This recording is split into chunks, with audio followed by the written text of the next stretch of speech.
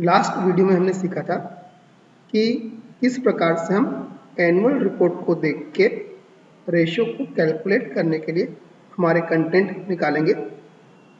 हमने उस शीट का नाम दिया था वर्किंग शीट।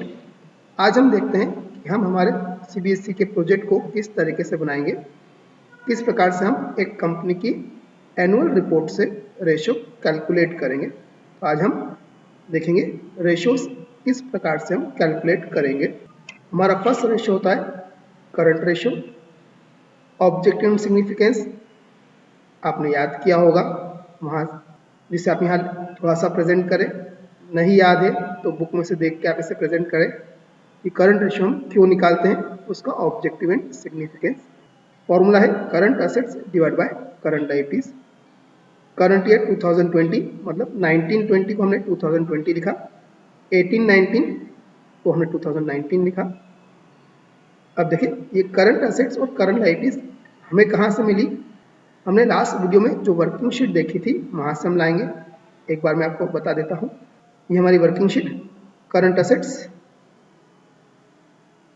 करंट ईयर की और लास्ट ईयर की 5434 576763 पर ये करंट असेट्स हमारे रेशियो के काम में नहीं आएगी, क्योंकि हमें करंट असेट में जो इन्वेंट्रीज होती है उसमें से स्टॉक एंड स्पेयर्स माइनस करना होते हैं। तो हमने ये माइनस करें तो फिर जो करंट असेट आई 5351.69 6675.42, इस करंट असेट को हम रेशियो में यूज करेंगे।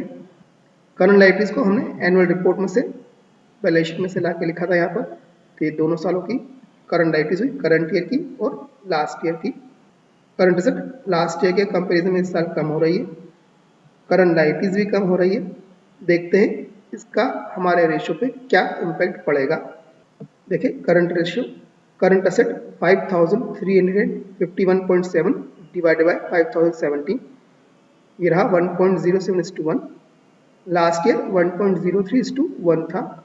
मीन्स व्हाट, लास्ट ईयर के कंपैरिजन में करंट ईयर में करंट रेशियो इंप्रूव हुआ है। अब हम कमेंट की बात करें तो देखिए हमने देखा था करंट रेशियो 2:1 को एक आइडियल रेशियो या बेंचमार्क रेशियो माना जाता है, पर यहाँ पर कंपनी न लास्ट ईयर न ही करंट ईयर आइडियल रेशियो के आसपास थी, जस्ट हाफ थे आइडियल रेशियो से। बस लास्ट ईयर के कंपैरिजन में करंट ईयर में रेशियो थोड़ा सा स्लाइटली इंप्रूव हुआ है। तो हम ये कह सकते हैं कि कंपनी को अपनी करंट लायबिलिटीज को पे करने में प्रॉब्लम्स क्रिएट हो सकती है, क्योंकि करंट रेशियो बहुत लो है, अराउंड 1:1 है, जो कि 2:1 होना चाहिए। नेक्स्ट हमारे लिक्विडिटी रेशियो। लिक्विडिटी रेशियो भी ऑब्जेक्टिव एंड सिग्निफिकेंस हम लिख लेंगे बुक में से देख के। Formula liquid assets divide by current liabilities. Liquid asset क्या होती है, करंट एसेट में से inventories and prepaid expenses minus करते हैं तो लिक्विड एसेट आती है। एक बार वर्किंग शीट देख लेते हैं हम। हमारी वर्किंग शीट में लिक्विड एसेट्स ये रही, current assets minus inventories and prepaid expenses. तो लिक्विड एसेट लास्ट ईयर 4224.86 थी, दिस ईयर 2942.9 रही, यह भी डिक्रीज हुई है। करंट लायबिलिटीज भी डिक्रीज हुई है। देखते हैं इसका क्या कंबाइंड इम्पैक्ट रेशियो पर पड़ता है। तो हम देखें 2020 में 2942.9 हमने डिवाइड करा 5017 से, तो रहा 0.59:1। लास्ट ईयर 0.56:1 था। अभी हमने लास्ट रेशियो देखा था करंट रेशियो कंपनी का इंप्रूव हुआ था स्लाइटली, पर लिक्विड रेशियो कंपनी का डिक्रीज हो रहा है। और अगेन जो हमारा आइडियल रेशियो 1:1 उससे रेशियो कम है, तो कंपनी की हम कह सकते हैं कि शॉर्ट टर्म सॉल्वेंसी पोजीशन इतनी अच्छी पोजीशन नहीं है। हम करंट रेशियो और लिक्विड रेशियो यह चेक करने के लिए ही कैलकुलेट करते हैं कि कंपनी की शॉर्ट टर्म सॉल्वेंसी पोजीशन कैसी है। तो इन दोनों रेशियो से यह दिखता है कि कंपनी की शॉर्ट टर्म सॉल्वेंसी पोजीशन अच्छी नहीं है, कंपनी को अपनी करंट लायबिलिटीज को पेमेंट करने में प्रॉब्लम्स क्रिएट हो सकती है। नेक्स्ट हमारे debt to equity ratio. Debt to equity ratio objective and significance आप लिख लेंगे। फॉर्मूला है debt divide by equity. Debt means what, long term external liabilities, equity means internal liabilities. Owners fund और outsiders fund के बीच का comparison है ये। देखिए डेट और इक्विटी, हम अगेन वर्किंग शीट पे जाए, कहाँ से हमने डेट निकाला था, कहाँ से हमने इक्विटी निकाली थी। तो देखिए that means long term borrowings and long term provisions. ये हमें कंपनी की एनुअल रिपोर्ट में से हमने दोनों को लाके लिखा। Equity means what, share capital plus reserve and surplus, ये भी हमने एनुअल रिपोर्ट से लिखे। लास्ट ईयर के कंपैरिजन में डाटा कम हो रहा है डेट का, और इक्विटी का डाटा बढ़ रहा है। मीन्स व्हाट, एक वैल्यू कम हो रही है, एक वैल्यू इंक्रीज हो रही है। तो देखते हैं इसका क्या कंबाइंड इम्पैक्ट हमारे रेशो पे पड़ेगा। देखिए करंट ईयर में रेशो 40.53 डिवाइड बाय 3029.49, 0.01:1 है। लास्ट ईयर 200.26 डिवाइडेड बाय 2933.37, 0.07:1 था। करंट ईयर में रेशो कम हुआ है। अब ये देखिए पोजीशन अच्छी है या बुरी है, तो हम देखें कि आइडियल रेशो 2:1 है। अगेन कंपनी आइडियल रेशो से बहुत दूर है। यहाँ हम कह सकते हैं कि डेट जैसी कोई चीज कंपनी के पास है ही नहीं, बहुत कम वैल्यू है। Means what, long term loans company के पास नहीं है। लास्ट ईयर के कंपैरिजन में कम हुए, कंपनी ने पेमेंट कर दिया है। अब ये पोजीशन डेट के लिए, लॉन्ग टर्म लोन्स के लिए तो अच्छी है, क्योंकि उनको पेमेंट करने के लिए कंपनी के पास कई सारी इंटरनल लाइबिलिटीज है, ऑनर्स फंड बहुत ज़्यादा है। पर यहाँ पर यदि हम ये बात करें कि कंपनी के ऑनर्स, आप लोगों ने बिजनेस स्टडीज में ही पढ़ा होगा कि डेट एक चीपर सोर्स होता है इक्विटी के मुकाबले। इक्विटी के कंपैरिजन में डेट फाइनेंस का चीपर सोर्स होता है। कंपनी के डेट कम है, इक्विटी ज़्यादा है, तो कंपनी अपने इक्विटी शेयर होल्डर को प्रॉपर अर्निंग्स नहीं दे पाएगी। यदि इक्विटी के कंपैरिजन में डेट डबल होते हैं, मतलब आउटसाइडर्स का पैसा ज़्यादा होता है, तो यह एज्यूम किया जाता है कि कंपनी इक्विटी को ज़्यादा बेनिफिट दे पाएगी। पर इस कंपनी में रेशियो बहुत लो है, बहुत ही लो है। It means what, company return on equity अच्छा नहीं दे पाएगी, जो इक्विटी शेयर होल्डर के लिए अच्छी पोजीशन नहीं कही जाएगी। नेक्स्ट रेशियो पर आए, नेक्स्ट है total asset to debt ratio. Total asset to debt ratio ये है total asset divide by debt. Total asset देखिए हम वर्किंग शीट में कहाँ से आएगी टोटल एसेट, हम कंपनी की एनुअल रिपोर्ट देखें, नॉन करंट एसेट और करंट एसेट्स की टोटल एसेट रहेगी, जो कंपनी की एनुअल रिपोर्ट में क्लियरली गिवन रहेगी टोटल एसेट। डेट हम पहले ही कैलकुलेट कर चुके हैं, long term borrowings and long term provision is equal to debt. Debt decrease हुए हैं, टोटल एसेट भी डिक्रीज हुई है, पर देखते हैं इसका क्या इम्पैक्ट हमारे रेशो पर पड़ेगा। करंट ईयर में ratio 8600.48 divide by 40.53 212.2 and last year 49.79 था। यह रेशो क्या शो करता है, यह रेशो यह शो करता है कि डेट को पेमेंट करने के लिए, जब भी हमारे पास लाइबिलिटीज को पेमेंट करने की बात आएगी, तो क्या हमारे पास डेट को पेमेंट करने के लिए सफिशिएंट एसेट्स है या नहीं है। यहाँ पर देखिए डेट के मुकाबले कंपनी के पास 212 टाइम्स एसेट है। यहाँ भी हम देख रहे हैं लास्ट ईयर 49.79 टाइम थी, मतलब 50 टाइम्स थी, कुछ उसमें से पेमेंट कर दिया तो ये रेशो और इंक्रीज होकर 212 टाइम्स तक पहुंचा। तो यहाँ पर हम कहेंगे डेट को पे करने के लिए कंपनी के पास सफिशिएंट एसेट्स है, तो डेट का पेमेंट इजीली कंपनी कर सकती है। ये कंपनी की एक अच्छी पोजीशन है। नेक्स्ट हमारे proprietary ratio, object in significance हम लिख लेंगे बुक में से देख के। फॉर्मूला है equity divide by total assets, equity divide by total asset. Equity means equity share capital, equity means share capital plus reserve and surplus. Total assets हम देख ही चुके हैं, फिर भी एक बार वर्किंग शीट देखते हैं हम। Equity share capital plus reserve and surplus, last year के कंपेरिजन में इक्विटी इंक्रीज रही, टोटल एसेट डिक्रीज रही। तो इक्विटी इंक्रीज है, टोटल एसेट डिक्रीज है। देखते हैं इसका क्या इम्पैक्ट हमारे रेशो पर पड़ेगा। रेशो इंप्रूव हुआ 3029.49 डिवाइड बाय 8600.48, तो 0.35:1 करंट ईयर में है, लास्ट ईयर 0.29:1 था। यदि इस रेशो में equity divided by total asset में 100 से मल्टीप्लाई करें तो रेशो परसेंटेज में दिखता है। क्या दिखेगा यहाँ पर 35% और 29%, मीन्स टोटल एसेट का 35%, टोटल एसेट का 35% शेयर इक्विटी के थ्रू परचेज किया गया है। और हम जब देख रहे थे तो डेट भी कम थे, तो इस रेशियो से ये दिखता है कि कंपनी की टोटल एसेट का मैक्सिमम पोर्शन करंट लायबिलिटी के थ्रू परचेज किया गया है, जो कि एक अच्छी पोजीशन नहीं दिखती है। तो कंपनी के डेट कम है, इक्विटी का 35% ही असेट परचेज करने में यूज किया गया, means what, maximum asset purchase की गई है करंट लायबिलिटीज के थ्रू, मीन्स शॉर्ट टर्म सोर्सेस को company long term asset purchase करने में एंगेज कर रही है, जो एक बुरी पोजीशन कही जाएगी। तो यहाँ पर ये रेशियो तो इम्प्रूव हो रहा है, पर कंपनी के लिए पोजीशन अच्छी पोजीशन नहीं कही जाएगी। Next ratio interest coverage ratio, object in significance आप लिखेंगे। फॉर्मूला है profit before interest and tax divided by interest payable.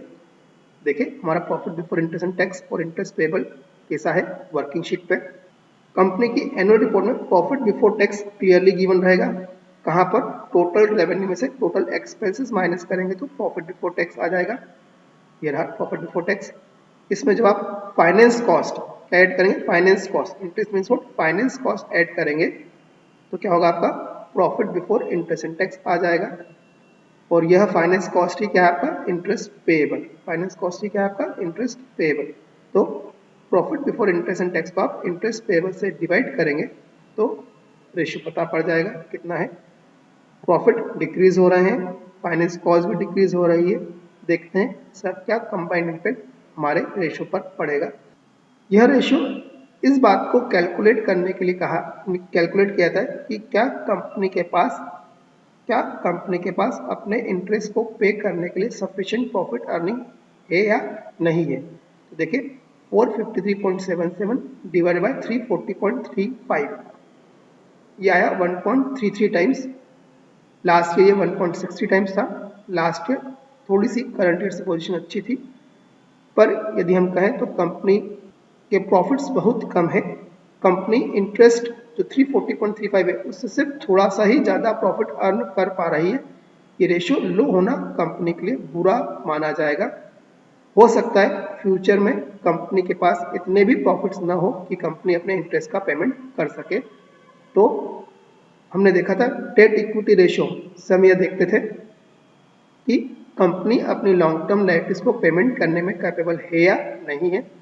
हमने total asset to debt ratio में भी ये बात देखी कि कंपनी के पास सफिशिएंट असेट है डेट को पे करने के लिए, पर उनके इंटरेस्ट को पे करने के लिए कंपनी के पास प्रॉफिट सफिशिएंट नहीं है। तो ये कंपनी की पोजीशन एक बुरी पोजीशन कही जाएगी। तो यहाँ पर हमारे सॉल्वेंसी रेशियो कंप्लीट हुए।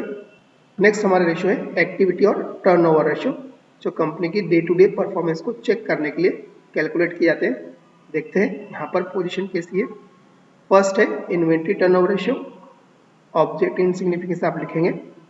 फॉर्मूला है cost of revenue from operation divided by average inventory. Working sheet में हम देखते हैं कहाँ से निकले होंगे, कहाँ से कैलकुलेट किए होंगे हमने। एक कंपनी के एक्सपेंसेस पार्ट में फर्स्ट 3 आइटम क्या होती है, cost of material consume, purchase of stock in trade और change in inventory of finish goods, work in progress and stock in trade. ये 3 आइटम की टोटल हमें करनी होती है। तो कॉस्ट ऑफ मटेरियल कंज्यूम है क्वेश्चन में, company stock in trade purchase नहीं करती तो नहीं है। Then change in inventory of finish goods, work in progress और stock in trade, change in inventory 32.84, 102.94। अब डायरेक्ट एक्सपेंसेस कहाँ से मिलेंगे।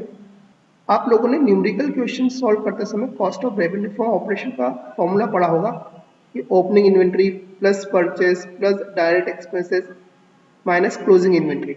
पर यहाँ पर कंपनी की एनुअल रिपोर्ट में इतने अच्छे से ये चीज़ें नहीं मिलती। तो यहाँ पर हम कैसे कैलकुलेट करेंगे, कंपनी की एनुअल रिपोर्ट के एक्सपेंसेस पोर्शन फर्स्ट 3 आइटम होती है cost of material consume, purchase of stock in trade और थर्ड आइटम होती है change in inventory of finish goods, work in progress और स्टॉक इन ट्रेड। ये 3 आइटम ऐड करके किसको, cost of material consume, purchase of stock in trade और change in inventory को add करके आपका किस बात का इम्पैक्ट आ जाएगा, opening inventory plus purchase minus closing inventory का इम्पैक्ट यहाँ से आ जाएगा। और डायरेक्ट एक्सपेंस आप कहाँ से ढूंढेंगे, तो डायरेक्ट एक्सपेंस को फाइंड आउट करने के लिए हमने देखा था कि अदर एक्सपेंसेस के नोट्स टू अकाउंट से जाके आपको डायरेक्ट एक्सपेंसेस मिलेंगे। ये consumption of stores, power and fuel, और जब हम इन सारी आइटम्स को एडअप करेंगे तो हमारे पास cost of revenue from operation निकल आएगा। लास्ट ईयर के कंपेरिजन में cost of revenue from operation कम हुआ है। अब ये कम होने के पीछे रीजन क्या इफिशियंसी है या सेल कम हो गई है, देखते हैं। यदि इफिशियंसी है तो अच्छी बात है, यदि सेल डिक्रीज होने के कारण कम हो रहा है तो बुरी पोजीशन है। एवरेज इन्वेंट्री चेक करें। एनुअल रिपोर्ट में हर ईयर की क्लोजिंग इन्वेंट्री होती है, तो करंट ईयर की क्लोजिंग इन्वेंट्री, लास्ट ईयर की क्लोजिंग इन्वेंट्री, लास्ट ईयर की क्लोजिंग करंट ईयर की ओपनिंग इन्वेंट्री बनेगी। तो करंट ईयर में closing plus opening divide by 2 करा तो एवरेज है। लास्ट ईयर सिर्फ क्लोजिंग है तो उसे ही हमने एवरेज एज्यूम कर लिया है। इन्वेंट्री पे तो कोई खास चेंज नहीं है। देखते हैं इसका क्या इम्पैक्ट हमारे रेशियो पर है। और देखें सेल डिक्रीज हो रही है, सेल भी डिक्रीज हो रही है, जिसे हमें कहा रहा था कि क्या इफिशियंसी के कारण cost of revenue from operation कम हुआ है या सेल डिक्रीज होने के कारण। तो यहाँ पर सेल भी लास्ट ईयर के कंपैरिजन में डिक्रीज है, इस कारण से cost of revenue from operation decrease हो रहा है। देखते हैं इन दोनों आइटम का क्या इम्पैक्ट हमारे रेशियो पर पड़ रहा है। 5864.85 divide by 2461.31 is equal to 2.38 times, last year 3.04 times था। यह रेशियो यह इस बात को शो करता है कि कंपनी अपने स्टॉक को कितनी फास्ट रोटेट कर लेती है, कितना फास्ट कंपनी का टर्नओवर है। तो यदि हम देखें तो कंपनी सिर्फ 3 टाइम्स, लास्ट ईयर से 3 टाइम्स ही गुड्स को सोल्ड आउट कर पा रही थी पूरे ईयर में, मीन्स वॉट 4 मंथ में एक बार। इस बार तो यह और लो हो गया, मतलब अराउंड 5 मंथ में कंपनी का स्टॉक क्लियर होता है। जो भी स्टॉक है 5 मंथ में क्लियर होता है। तो या तो कंपनी की सेल डिक्रीज हो रही है या कंपनी के पास ओवर स्टॉकिंग है। तो यह रेशियो लो होना अच्छा नहीं माना जाता है। और करंट ईयर में रेशियो और ज़्यादा लो हो गया तो कंपनी की यह पोजीशन अच्छी पोजीशन नहीं है। कंपनी के टर्नओवर रोटेशन डिक्रीज होता चला जा रहा है, जो कि एक बुरा साइन है कंपनी के लिए। नेक्स्ट रेशियो पर आए हम, ट्रेड रिसीवेबल टर्नओवर रेशियो। यह रेशियो इस बात को कैलकुलेट करने के लिए निकाला जाता है कि क्या कंपनी टाइम पर अपने डेटर से पैसा रिकवर कर पा रही है या नहीं कर पा रही है। देखिए इससे कंटेंट है net credit revenue from operation divide by average trade receivables. देखते हैं कंटेंट हम वर्किंग शीट में से। Net credit revenue from operation, हमारे फॉर्मूले में net credit revenue from operation है। एक कंपनी की एनुअल रिपोर्ट में कहीं पर भी net credit revenue from operation नहीं गिवन होता है। तो हमने क्या करा है, हमने रेवेन्यू फ्रॉम ऑपरेशन को ही net credit revenue from operation treat किया है ताकि हम रेशियो कैलकुलेट कर सके। तो रेवेन्यू फ्रॉम ऑपरेशन को ही हमने net credit revenue from operation treat किया है। देन एवरेज ट्रेड रिसीवेबल्स, ये कहाँ से आएंगे, closing trade receivables balance sheet में गिवन है दोनों ईयर के।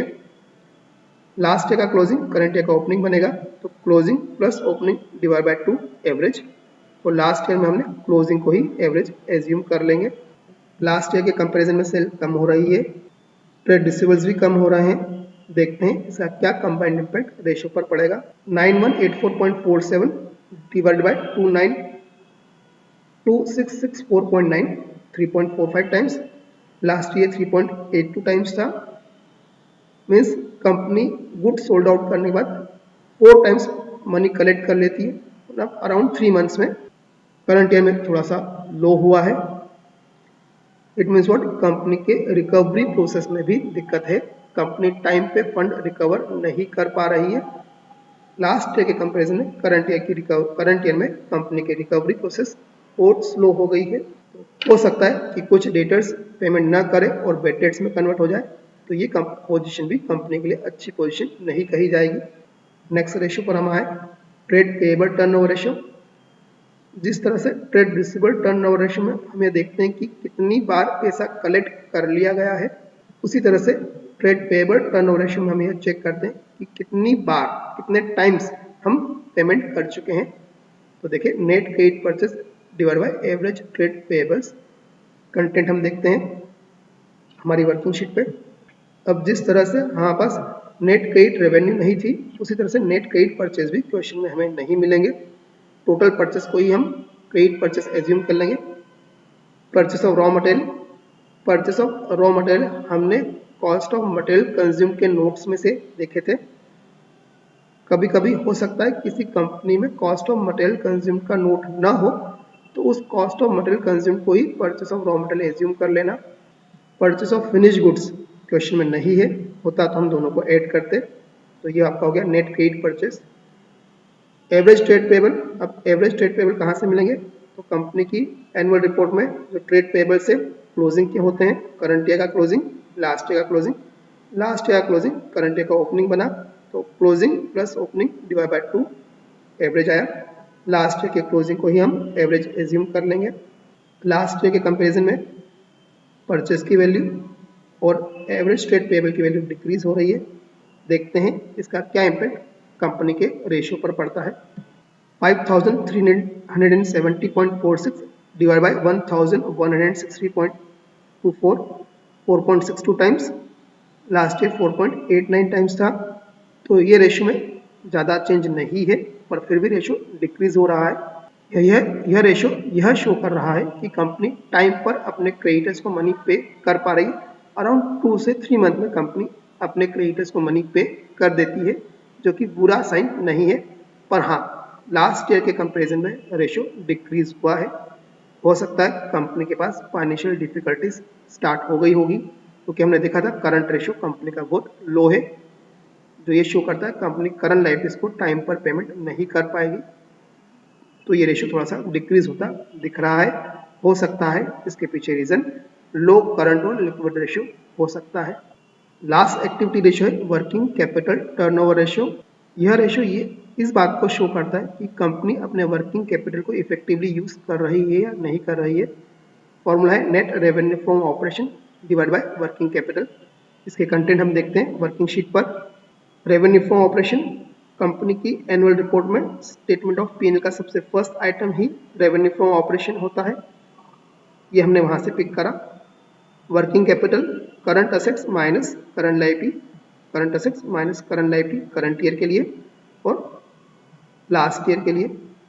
तो वर्किंग कैपिटल लास्ट ईयर के कंपैरिजन में करंट ईयर में वर्किंग कैपिटल इंक्रीज हुई है, रेवेन्यू फ्रॉम ऑपरेशन लेकिन डिक्रीज हुआ है।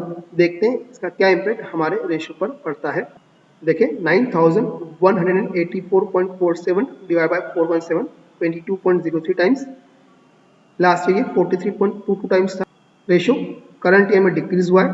नॉर्मली रेशियो डिक्रीज होना बुरा ही माना जाता है, पर यहाँ पर हम कहेंगे 43.22 रेशियो होना बहुत बुरा साइन था।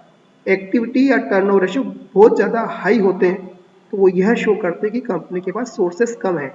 यहाँ पर वर्किंग कैपिटल के मुकाबले सेल्स बहुत ज़्यादा थी, मीन्स कंपनी के पास शॉर्टेज थी वर्किंग कैपिटल की, तो इस साल थोड़ी सी इम्प्रूव हुई है। तो यह रेशियो तो डिक्रीज हो रहा है, पर कंपनी के लिए यह पोजीशन अच्छी पोजीशन मानी जाएगी। तो कंपनी वर्किंग कैपिटल को इफेक्टिवली यूटिलाइज कर पा रही है। पर हाँ, लास्ट ईयर के कंपैरिजन में रेशियो डिक्रीज हुआ है, तो हम यह भी कह सकते हैं कि सही तरीके से यूटिलाइजेशन नहीं हो पा रहा है वर्किंग कैपिटल का। अब लास्ट टाइप के रेशियो हमारे बच रहे हैं प्रॉफिटेबिलिटी रेशियो।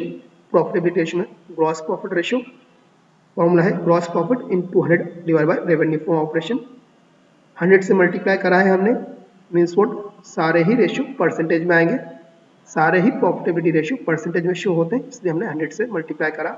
देखिए हमारी वर्किंग शीट पर कि हमने कैसे ग्रॉस प्रॉफिट और रेवेन्यू फ्रॉम ऑपरेशन निकालेंगे। Gross profit revenue from operation में से cost of revenue from operation minus करेंगे तो ग्रॉस प्रॉफिट आ जाएगा। रेवेन्यू फ्रॉम ऑपरेशन कंपनी की एनुअल रिपोर्ट में स्टेटमेंट ऑफ पीएनएल का फर्स्ट आइटम यह होता है। Then cost of revenue from operation ये कैलकुलेट हम कर चुके हैं इन्वेंट्री टर्नओवर रेशियो के टाइम पे, उस वैल्यू को ही हम यहाँ पर लिख लें। देखिए इन्वेंट्री टर्नओवर रेशियो के टाइम पर हमने निकाला था cost of revenue from operation, इसी वैल्यू को हम लिख देंगे, वापस से हमें कैलकुलेट करने की जरूरत नहीं है। तो revenue from operation minus cost of revenue from operation gross profit. Gross profit last year के कंपैरिजन में कम है, रेवेन्यू फ्रॉम ऑपरेशन भी कम है। देखते हैं इसका क्या इम्पैक्ट हमारे रेशियो पर हो रहा है। करंट ईयर में 3319.62 divided by 9184.47 into 100 36.14% GP ratio है। लास्ट ईयर 35.68% था। तो हम कहेंगे कंपनी का जीपी रेशो एक अच्छा रेशो है और लास्ट ईयर के कंपैरिजन में रेशो हल्का सा इंक्रीज भी हुआ है। तो जीपी रेशो की पोजीशन कंपनी की अच्छी पोजीशन है। नेक्स्ट हमारा net profit ratio, net profit in 200 divide by revenue from operation, ये हमारा फॉर्मूला है। अब नेट प्रॉफिट कौन सा लिया जाए, बिफोर टैक्स या आफ्टर टैक्स? तो रेशो चैप्टर में तो आप दोनों में से कोई सा भी यूज कर सकते हैं, पर मैं यहाँ रिकमेंड करूँगा कि आप बिफोर टैक्स ले, क्योंकि आफ्टर टैक्स में कई तरह के कैलकुलेशन एडजस्टमेंट कंपनी कर चुकी होती है, डेफर टैक्स वगैरह इस सारी बातों के। तो बेटर है हम नेट प्रॉफिट बिफोर टैक्स का यूज करें। देखें ये कंटेंट हमारी वर्किंग शीट पर। Net profit before tax, net profit before tax company की एनुअल रिपोर्ट में डायरेक्ट गिवन होता है। कहाँ पर? टोटल रेवेन्यू में से जब हम टोटल एक्सपेंसेस माइनस करते हैं तो वो प्रॉफिट कहलाता है नेट प्रॉफिट बिफोर टैक्स। ये वाला डाटा लिया हमने, ये कम हो रहा है, रेवेन्यू फ्रॉम ऑपरेशन भी लास्ट ईयर के कंपेरिजन में कम हो रही है। देखते हैं क्या कंबाइंड इम्पैक्ट पड़ता है इन दोनों आइटम का। कंपनी का net profit ratio 113.42 into 100 divide by 9184.47 1.23% रहा। तो लास्ट ईयर के कंपैरिजन में रेशियो जो 2.13% था उससे डिक्रीज होकर 1.23% रहा। इट मीन्स व्हाट, कंपनी की प्रॉफिटेबिलिटी बहुत ज़्यादा कम हो चुकी है। हमने देखा था कंपनी का जीपी रेशियो तो अच्छा था, पर एनपी रेशियो बहुत ही लो है। इट मीन्स व्हाट, कंपनी के इनडायरेक्ट एक्सपेंसेस कहीं ज़्यादा है, कंपनी के इनडायरेक्ट एक्सपेंसेस ज़्यादा है। इस कारण से कंपनी के एक अच्छे ग्रॉस प्रॉफिट रेशियो होने के बाद भी नेट प्रॉफिट रेशियो कम है, और इवन करंट ईयर में तो कंपनी का रेशियो और डिक्रीज हो चुका है। तो हो सकता है इन फ्यूचर कंपनी लॉस में भी जा सकती है। नेक्स्ट हमारा रेशियो है ऑपरेटिंग रेशियो। ऑपरेटिंग रेशियो में हम ऑपरेटिंग कॉस्ट लेते हैं। फॉर्मूला है operating cost in 200 divide by revenue from operation. देखिए हमारी ऑपरेटिंग कॉस्ट हम वर्किंग शीट से देखते हैं। ऑपरेटिंग कॉस्ट का फॉर्मूला हमने रेशियो चैप्टर में पढ़ा था, cost of revenue from operation plus operating expenses, जिसे हम यहाँ पर इस तरह से भी निकाल सकते हैं। टोटल एक्सपेंसेस जिसमें हर तरह के एक्सपेंस आ गए, उसमें से नॉन ऑपरेटिंग एक्सपेंसेस माइनस करें। तो क्या है non operating expenses? Finance cost non operating expense मानी जाती है, फाइनेंस कॉस्ट माइनस करेंगे। प्लस ये तीन आइटम हमें कहाँ से मिली? अदर एक्सपेंसेस के नोट्स टू अकाउंट में। अदर एक्सपेंस के नोट्स टू अकाउंट को देख के आपको non operating items, non operating expense मिलेंगे। ये loss on sale of licence है, असेट कंडेम हो गई है। तो टोटल एक्सपेंस में से हमने नॉन ऑपरेटिंग एक्सपेंसेस माइनस करें तो हमारे पास ऑपरेटिंग एक्सपेंस रहे, डिक्रीज हो रहे हैं। और चूंकि सेल्स डिक्रीज है इसलिए सभी चीज़ें डिक्रीज हो रही है। देखते हैं इसका क्या इम्पैक्ट पड़ता है हमारे रेशो पर। 8801.84 divided by 9184.47 into 100। Current year में 95.83% है, लास्ट ईयर 94.38% था। रेशो इंक्रीज हो रहा है, और कंपनी की ऑपरेटिंग कॉस्ट बहुत ही ज़्यादा हाई है। 96% पैसा कंपनी खर्च कर देती है, तो बहुत ही स्लाइटली पैसा कंपनी के पास प्रॉफिट के रूप में बच पाता है। तो यह रेशियो भी कंपनी का एक अच्छा रेशियो नहीं कहा जाएगा। कंपनी के रेवेन्यू का मैक्सिमम पोर्शन कंपनी की ऑपरेटिंग कॉस्ट में चला जाता है, और करंट ईयर में तो लास्ट ईयर से और ज़्यादा इंक्रीज हो गया है। तो ये बुरी पोजीशन है कंपनी के लिए। Next ratio operating profit ratio. अब देखिए ऑपरेटिंग रेशियो और ऑपरेटिंग प्रॉफिट रेशियो दोनों कॉम्प्लीमेंट्री होते हैं, या यूँ कहें दोनों एक दूसरे के अपोजिट भी होते हैं। 100 में से जब आप 95.83 माइनस करेंगे तो क्या आएगा? 4.17%। सेम इसी तरह से लास्ट ईयर 100 में से 94.38 माइनस करेंगे तो आपका 5.62% आएगा। हमने डाटा वर्किंग शीट पे कैसे निकाला है देखते हैं। ऑपरेटिंग प्रॉफिट हम कहाँ से लाए? रेवेन्यू फ्रॉम ऑपरेशन, इसमें से हमने माइनस करा ऑपरेटिंग एक्सपेंस। ऑपरेटिंग एक्सपेंसेस जो हमने ऊपर ऑपरेटिंग एक्सपेंसेस निकाले थे ऑपरेटिंग कॉस्ट रेशियो के लिए, वही माइनस कर दिए, तो ये हमारा ऑपरेटिंग प्रॉफिट आया। लास्ट ईयर के कंपैरिजन में करंट ईयर में ऑपरेटिंग प्रॉफिट और रेवेन्यू फ्रॉम ऑपरेशन दोनों ही डिक्रीज हुए हैं। देखते हैं क्या इम्पैक्ट पड़ता है रेशियो पर। 382.63 इन 200 divide by 9184.47, ratio 4.17%। Last year 5.62% था। मीन्स कंपनी का ऑपरेटिंग प्रॉफिट भी डिक्रीज हो रहा है। इट मीन्स व्हाट, कंपनी के परफॉर्मेंस डिक्रीज होते चले जा रहे हैं, कंपनी अपने ऑनर्स को सफिशिएंट रिटर्न्स नहीं दे पाएगी। अब लास्ट रेशियो देखते हैं, रिटर्न ऑन कैपिटल एम्प्लॉयड। यह रेशियो क्या शो करता है कि कंपनी में जो फंड इंगेज किए हैं, टोटल फंड जो लॉन्ग टर्म है, उस पर कंपनी को कितना प्रॉफिट अर्न हो रहा है। फॉर्मूला है profit before interest and tax into 100 divided by capital employed. हमारी वर्किंग शीट पे देखते हैं ये कंटेंट हमने कैसे कैलकुलेट करे हैं। Capital employed debt plus equity, debt equity ratio में कैलकुलेट कर चुके हैं। एंड प्रॉफिट बिफोर टैक्स भी हम इंटरेस्ट कवरेज रेशियो के टाइम पे कैलकुलेट कर चुके हैं, तो उन्हीं वैल्यूज को हम यहाँ पर लाके लिख देंगे। देखें, कैपिटल एम्प्लॉयड स्लाइटली डिक्रीज हुई है, profit before interest and tax भी स्लाइटली डिक्रीज हुआ है। देखते हैं इसका क्या इम्पैक्ट हमारे रेशियो पर पड़ता है। तो 453.77 इंटू 100 डिवाइड बाय 3070.72, ये रहा 14.78%। लास्ट ईयर 20.73% था। It means what, company last year के कंपैरिजन में बहुत ज़्यादा ही प्रॉफिट डिक्रीज रहा कैपिटल एम्प्लॉयड पर। इसके पहले के सारे रेशियो में हमने डिवाइड करा था सेल्स से, रेवेन्यू फ्रॉम ऑपरेशन से हमने डिवाइड करा था, चाहे वह जीपी रेशियो हो, एनपी रेशियो हो, ऑपरेटिंग रेशियो हो या ऑपरेटिंग प्रॉफिट रेशियो, हम डिवाइड कर रहे थे रेवेन्यू फ्रॉम ऑपरेशन से। पर इस रेशियो में हमने डिवाइड किया कैपिटल एम्प्लॉयड से। कैपिटल एम्प्लॉयड पे जो पैसा बिजनेस में इंगेज कर रखा है, उस पे कंपनी सिर्फ 14.78% अर्न कर पा रही है। लास्ट ईयर ये 20.73% था। ये पोजीशन भी डाउनफॉल में है।